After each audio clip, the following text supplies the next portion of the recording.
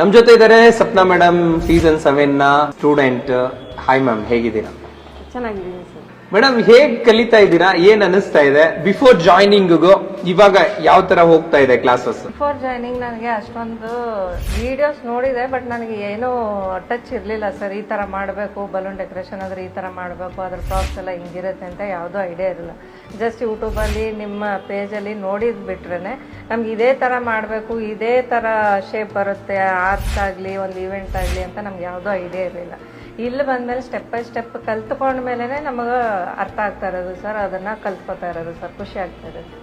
ನಿಮ್ಗೆ learning plus earning ಅನ್ನೋ ಒಂದು ಕಾನ್ಸೆಪ್ಟ್ ಇದೆ ಅಲ್ವಾ? ಹಾಂ ಸರ್. ಆ ಲರ್ನಿಂಗ್ ಪ್ಲಸ್ ಅರ್ನಿಂಗ್ ಅನ್ನೋ ಕಾನ್ಸೆಪ್ಟ್ ನಿಮ್ಗೆ ಸೂಟೇಬಲ್ ಅಂತ ಅನಿಸ್ತಿದ್ಯಾ? ಅರ್ನ್ ಮಾಡ್ತಾ ಇದ್ದೀರಾ? ಮತ್ತೆ ಆ ಎಕ್ಸ್ಪೀರಿಯನ್ಸ್ ಹೇಗಿದೆ?